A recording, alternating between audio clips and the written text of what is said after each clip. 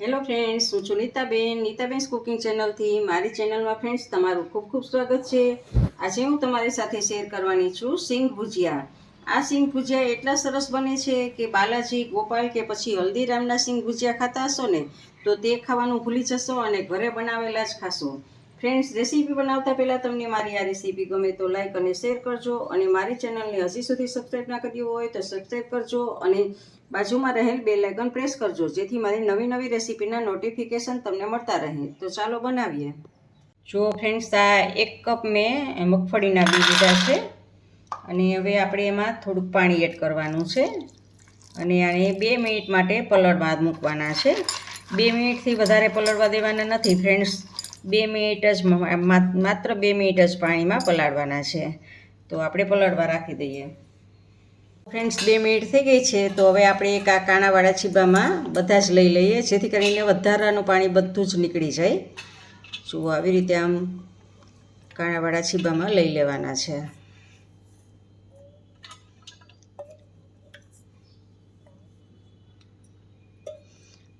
અને હવે આપણે આને સાઈડ પર નીતરવા માટે રાખી દઈએ. ફ્રેન્ડ્સ, આપણા દાણા નીતરે છે ત્યાં સુધીમાં આપણે મસાલો બનાવી લઈએ. તો મસાલો બનાવવામાં આપણે જેટલા દાણા લીધા હતા એના 3/4 ભાગનો ચણાનો લોટ લેવાનો છે. એ જ કપના માપથી 1/3 એટલે 3/4 ભાગનો આપણે ચણાનો લોટ લીધો છે. અને 1 ટેબલસ્પૂન એમાં આપણે કોર્નફ્લોર લેશું. તમે ચોખાનો લોટ પણ લઈ શકો છો. જો 1 ટેબલસ્પૂન આપણે કોર્નફ્લોર લીધો છે. અને હવે એમાં આપણે સ્વાદ પ્રમાણે નિમક એડ કરવાનું છે. જુઓ, થોડુંક આપણે નિમક એડ કરશું, અને લાલ મરચું પાવડર પણ એડ કરશું, અને કલર માટે આપણે હળદર એડ કરશું. આ બધું જ મિક્સ કરી લીધા પછી ધાણા જીરું પાવડર પણ હજી એડ કરશું. આપણે 1 ટીસ્પૂન આપણે ધાણા જીરું પાવડર એડ કરશું. અને હવે આપણે એમાં ચાટ મસાલો 1 ટીસ્પૂન જેટલો આપણે ચાટ મસાલો એડ કરશું. 1/2 ટીસ્પૂન આપણે ગરમ મસાલો એડ કરશું, અને 1/2 ટીસ્પૂન આપણે સૂંઠ પાવડર એડ કરશું. તો ફ્રેન્ડ્સ, આમાં સૂંઠ પાવડર એ ખૂબ જરૂરી છે. અને આ બધું જ આપણે મિક્સ કરી દીધા પછી આપણે એટલે જ આપણે આ ગળણામાં રાખ્યું હતું, કારણ કે એને આપણે બધું જ ચાળી લેવાનું છે, જેથી ગાંઠા ના રહે અને એક સરખું આપણે થાય. જેમ આપણે ભજીયાનું બેટર બનાવતા હોય તો ચણાનો લોટ આપણો ચાળેલો જ હોય, એવી રીતે આ ભજીયા જ છે, સિંગ ભજીયા છે. એટલે જુઓ ફ્રેન્ડ્સ, આવી રીતે આમ બધું જ આપણે, અને એ બધું જ એક સરખું બધા મસાલા સાથે ભળી જશે ચણાનો લોટ આપણો. તો જોઈ શકો છો તમે, આવી રીતે આમ બધું જ આપણે ચાળી લેવાનું છે. જુઓ ફ્રેન્ડ્સ, આપણો આ સરસ રીતે ચડાઈ ગયેલો આપણે મસાલો તૈયાર કરેલો ચણાનો લોટ છે. તો હવે આપણે જે નીતરમાં મૂકેલા દાણા હતા ભીના, એ દાણાને આપણે આમાં બધા જ દાણાને આમાં એડ કરી દઈશું, અને સારી રીતે કોટિંગ કરી દેવાનું છે ચણાના લોટથી. આવી રીતે આમ જુઓ, બધા જ દાણાને કોટિંગ થઈ જાય એવી રીતે કરવાનું છે. ચમચીની મદદથી આમ ઉપર નીચે કરી અને બધા જ દાણાને કોટ થઈ જવું જોઈએ. જુઓ, તમે જોઈ શકો છો. જુઓ, બધા જ દાણાને કોટ થઈ ગયું છે. તો હવે આપણે પાણી એડ કરવાનું છે, કે થોડું હાથમાં પાણી લઈ અને તમારે કરતું જવાનું છે. થોડું પાણી એડ કરતું જવાનું છે, અને આવી રીતે આપણે મિક્સ કરતું જવાનું છે. પાછું થોડુંક પાણી લેશું, એટલે આપણે હાથમાં લેશું એટલે આપણે ઓછું પાણી લેવાશે, અને વધારે પાણી નહીં થઈ જાય આમાં. તો જ્યાં સુધી બધા જ સિંગદાણાને એ સરસનું કોટ ના થઈ જાય ચણાનો લોટ મસાલાવાળો, ત્યાં સુધી આવી રીતે થોડું પાણી એડ કરી અને પાછો મસાલો કોટ કરીને બધા જ દાણા અલગ અલગ રહેવા જોઈએ, એવી રીતે આપણે કોટ કરવાનું છે. તો જુઓ, હજી પણ હું લઉં છું, અને જુઓ હવે લગભગ નહીં લેવું પડે, હવે થઈ જશે સરસ. જુઓ, અને જો આ સમયે ફ્રેન્ડ્સ તમારે કીધે વધારે પાણી નખાઈ ગયું હોય તો શું કરવાનું છે, તો એક જ કે તમારે ચણાનો લોટ કે ચોખાનો લોટ કે કોર્નફ્લોર, એ કોઈ પણ લોટ આમાં 1 ચમચી એડ કરી દેવાનો છે, જેથી કરીને તમારા બધા જ દાણા છૂટા પડી જશે. તો ફ્રેન્ડ્સ જુઓ, આવી રીતે આમ તમારે બધું જ કોટિંગ કરી લેવાનું છે. મિત્રો, અહીંયા આપણે આખું આ બેટરને આખું સિંગ ભજીયાને આખું બેટર આખું તૈયાર થઈ ગયું છે, અને આપણે તેલ છે ને એ ગરમ કરવા મૂક્યું છે. અવાજ કોણ કરે? તેલ છે એ ગરમ કરવા આપણે મૂક્યું છે. તો હમણાં આપણે સિંગ ભજીયા પાડીએ. તો જુઓ ફ્રેન્ડ્સ, આવા કોરા કોરા આપણે એકદમ છૂટા છૂટા થઈ જાય એટલા આવી રીતે કરવાના છે. જુઓ, આ બધા જ ને આપણે ચણાનો લોટ લાગી ગયો છે મસાલાવાળો. આ મસાલો કરવાની જ ખૂબી છે ફ્રેન્ડ્સ, અને આની માથે લગાડવા માટે લગાડવાની જ. અને જુઓ, આમ ભેગા હોય તો અલગ કરી નાખવા છે, અને આમાંય તેલમાં જશે એટલે છૂટા પડી જશે. તો ફ્રેન્ડ્સ જુઓ, આ આપણા તળવા માટે તૈયાર છે.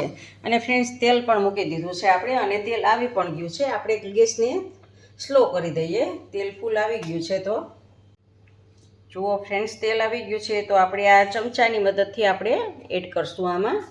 જુઓ, આવી રીતે આમ પોળા પોળા આમાં નાખશું. તમે હાથની મદદથી પણ નાખી શકો છો, પણ હું ચમચાની મદદથી નાખું છું, કારણ કે આમાંથી તેલ ઉડવાની સંભાવના રહે છે. અને ફ્રેન્ડ્સ, તરત જ જુઓ આવી રીતે આમ કરવાનું, એટલે બધા જ છૂટા પડી જશે. એકાબીજાને ચોટેલા હશે ને તો તમે જારો ફેરવશો ને એટલે છૂટા છૂટા થવા માંડશે બધા જ. તો જુઓ ફ્રેન્ડ્સ, આપણે તેલ ફૂલ આવી ગયું હતું એટલે આપણે ગેસને સ્લો કરી દીધો છે, ને સ્લો ટુ મીડિયમ ઉપર જ આપણે આને તળવાના હોય છે. જુઓ ફ્રેન્ડ્સ, તમે જોઈ શકો છો, આ આપણા સિંગ ભજીયા એકદમ જો બધા જ છૂટા છૂટા બન્યા છે. કોક જ દાણો આ ભેગો થઈ ગયેલો છે, નકર બધા જ છૂટા બનેલા છે. જુઓ, અને આને હજી આપણે ક્રિસ્પી થોડાક કરવાના છે, એટલે થોડાક હજી આપણે બ્રાઉન થવા દઈએ. જુઓ ફ્રેન્ડ્સ, આપણા બની ગયા છે. જુઓ, એકદમ છૂટા છૂટા બધા જ. જુઓ, એકદમ આવી રીતે તેલ નિતારી દેવાનું છે. અને જો ક્રિસ્પી પણ જુઓ, તમે અવાજ પણ સાંભળ્યો હોય છે, એકદમ કુરકુરા બન્યા છે આપણે. તો ફ્રેન્ડ્સ, આવી રીતે બધા જ આપણે લઈ લઈએ.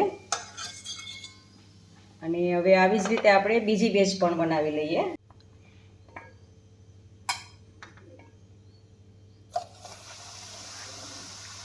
જો આવી રીતે આપણે બીજા પણ બનાવી લેશું. જુઓ ફ્રેન્ડ્સ, આ એકદમ આપણે ગોપાલના બને કે હલ્દીરામના બને કે બાલાજીના આપણે આવતા હોય છે, એવા જ એકદમ ટેસ્ટી આપણે આ બનશે સિંગ ભજીયા. તમારે બહારથી જે પડીકામાં લઈને ખાતા હોય ને એટલા જ ટેસ્ટી આપણા બને છે. તો ફ્રેન્ડ્સ, આપણે ઘરે આપણા તેલમાં જ બનાવીએ ને એમ સરસ બનેલા હોય.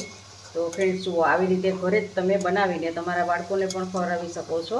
અને બનાવતા કાંઈ પણ વાર લાગતી નથી, અને કાંઈ પણ ઝાઝી વસ્તુની પણ જરૂર પડતી નથી, ને ઘરમાંથી જ હોય છે, એ બધી જ વસ્તુમાંથી બની જાય છે. તો જુઓ ફ્રેન્ડ્સ, એકદમ છૂટા છૂટા અને એકદમ ક્રિસ્પી ને કુરકુરા અસલના આપણા સિંગ ભજીયા બને છે. જુઓ ફ્રેન્ડ્સ, આપણા આ સિંગ ભજીયા તૈયાર છે. જુઓ, એકદમ કુરકુરા અને ક્રિસ્પી એવા આપણા ભજીયા તૈયાર છે. ચટાકેદાર, એકદમ ચટપટા પણ બનશે. હજી આપણે આની ઉપર મસાલો છાંટવાનો છે, એ મસાલો પણ બનાવશું આપણે. અડધી ટીસ્પૂન આપણે સંચળ પાવડર લેશું, અને અડધી ટીસ્પૂન જેટલું આપણે ચાટ મસાલો લેશું, અને કાશ્મીરી મરચું લેશું અડધી ટીસ્પૂન જેટલું, અને આ બધાને આપણે મિક્સ કરી દઈશું. જુઓ, આવી રીતે બધું જ મિક્સ કરી દેવાનું છે. અને હવે આપણે આ સિંગ ભજીયા ઉપર આને સ્પ્રિંકલ કરવાનો છે.